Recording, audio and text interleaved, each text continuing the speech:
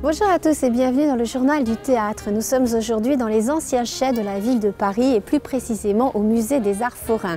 Dans ce lieu féerique, il y a 39 manèges en mouvement sur près de 3000 m².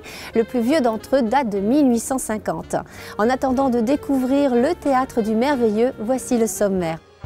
Nous ferons tout d'abord un petit tour, non pas de manège, mais au théâtre du Gymnase pour les prolongations du spectacle Le Journal d'un fou.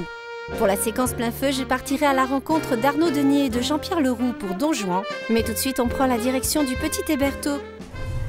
Le spectacle Sahar et Jérémie est avant tout une rencontre. La rencontre de deux êtres qui vont apprendre à se connaître, à s'aimer et à apprivoiser le bonheur. Chose pas toujours facile lorsqu'on a un passé douloureux et une véritable peur de s'engager. L'interprétation d'Aurore Auteuil des deux personnages est remarquable et la mise en scène de Ladislas Cholat marie subtilement jeu de lumière et projection de dessin à main levée. Une pièce à ne pas manquer. Salut, moi c'est Jérémie. J'adore la musique, les filles et j'adore danser. Je suis un ouf, moi. Je suis un bête de ouf, moi. Au revoir. Et là commence la chute. Une chute sans fin. C'est l'histoire d'un jeune garçon qui vient de province, qui s'appelle Jérémie, qui a été aimé mais mal aimé quand il était petit. Il décide de monter à Paris parce que c'est son rêve américain à lui. Je suis partie comme ça, du jour au lendemain, avec pas un sou dans mes poches. Mon rêve américain à moi, c'était Paris. Je me suis retrouvée à Bobigny. Bonjour Francky, bonjour Bobby. Ça fait 6 ans que mon visage porte un sourire de pute à des gens qu'on croirait qui me méprisent. Il rencontre une fille dont il tombe amoureux, elle tombe amoureuse de lui aussi. Ils sont pas du tout du même milieu, ni du même âge et ils ont pas la même culture. Personne n'avait jamais posé des yeux sur moi comme ça. Non, personne. On l'appelle Sahar. Son ventre était vide, il fallait bien le remplir son ventre.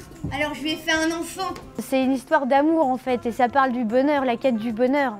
Est-ce que quand on a vécu des choses difficiles et qu'on n'a pas eu le droit au bonheur, on peut y accéder? 2 enfants, c'est pas des boulets qu'on traîne à ses pieds, mais une béquille sous chaque bras qui aide à avancer. Ferme ta gueule! Ferme ta gueule, sinon je te casse la bouche!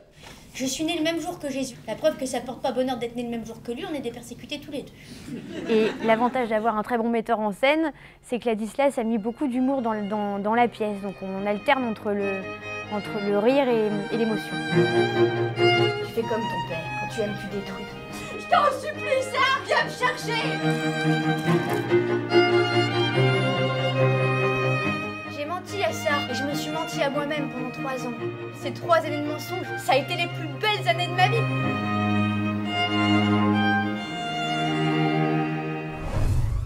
On peut dire que Wally Bajeux a réussi son pari. Son adaptation de la nouvelle de Nicolas Gogol, Le Journal d'un fou, est un succès. Cyrus Saïdi, seul en scène, interprète magistralement un petit fonctionnaire écrasé par le poids de la société russe du 19e siècle. Il va tenter d'échapper à la dureté de sa vie par la porte de la folie. La pièce est rythmée par des morceaux de violon qui font alterner les scènes d'aliénation et les moments de lucidité du personnage.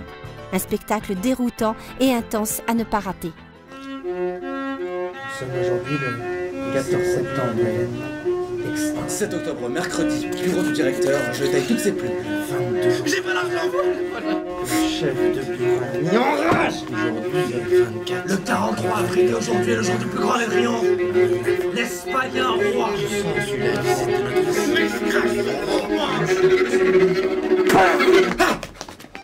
C'est l'histoire de Propychkin, qui est un petit fonctionnaire, en fait un conseiller titulaire, qui a un avenir médiocre, c'est une certitude pour lui, et un amour contrarié. Tu cours après la fille du directeur, mais regarde-toi donc.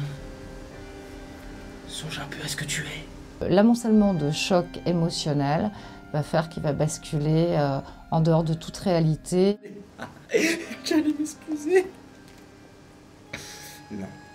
Je décidais qu'à partir d'aujourd'hui, quand on irait Espagne, et ben ça se prononcerait Chine.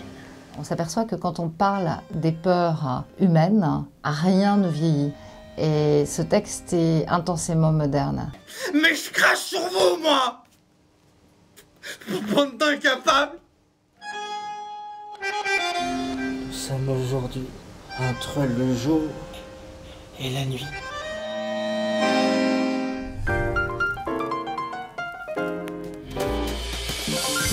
Direction le Théâtre 14 où nous avons rencontré Arnaud Denis et Jean-Pierre Leroux pour la pièce Don Juan. Ils nous dévoilent les contours de leurs personnages, Don Juan et Sganarelle, et le parti pris de cette mise en scène plutôt baroque.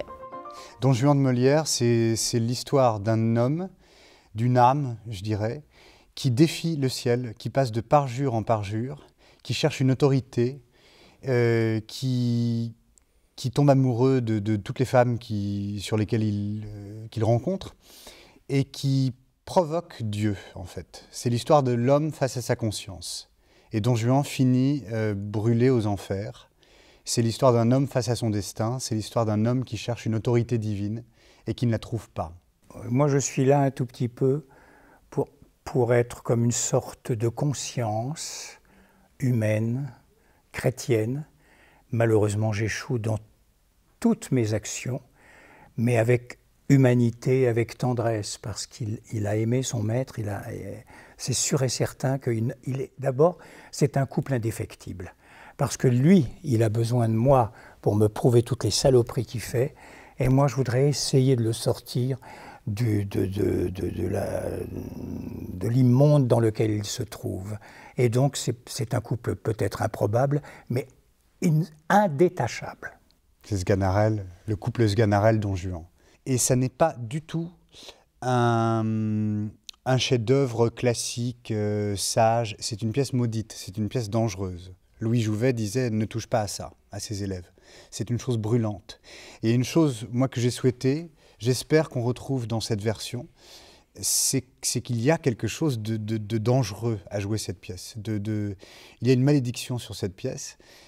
Ça n'est pas le chef-d'œuvre que les écoliers travaillent. C'est quelque chose D'ailleurs, elle a joué que 15 jours. Elle a été interdite. Louis XIV l'a fait interdire. Et Molière a cessé de la jouer parce qu'il y avait quelque chose de trop dérangeant dans la manière qu'il a de traiter le mythe de Don Juan. Moi, je n'ai pas cherché à le tirer de son époque, à l'arracher à son époque, parce que j'aime mieux rêver au théâtre plutôt que d'actualiser. Et au contraire, j'aime bien être plongé dans un univers et dans une époque. Là, en l'occurrence, on est dans un univers assez noir, assez baroque, avec des maquillages prononcés, des silhouettes dessinées par des costumes assez inquiétants. Les silhouettes étaient inquiétantes avec les perruques, et puis il y a quelque chose de gothique dans l'ambiance et dans le décor. À l'époque de Molière, les effets spéciaux, puisqu'il y en avait, c'était des flammes, c'était des décors qui montaient de dessous le plateau. Là, on est dans des projections vidéo pour l'apparition des spectres et des choses comme ça. Bon, on a une surprise aussi quand même, on a la chance d'avoir Michael Lonsdale qui a enregistré la voix de la statue du commandeur. Et ça, on ne dira pas comment ça apparaît dans le spectacle, mais ça n'est pas la convention habituelle d'un comédien qui porte un costume de statue et qui se balade en scène. Voilà, c'est quelque chose d'un peu plus particulier que d'habitude. C'est la fin du journal du Théâtre Musée des Arts Forains. Voici donc une citation de John Betjeman qui disait « Rien n'est plus vide qu'une fête foraine déserte ». Au revoir à tous et à très bientôt pour un prochain journal du théâtre.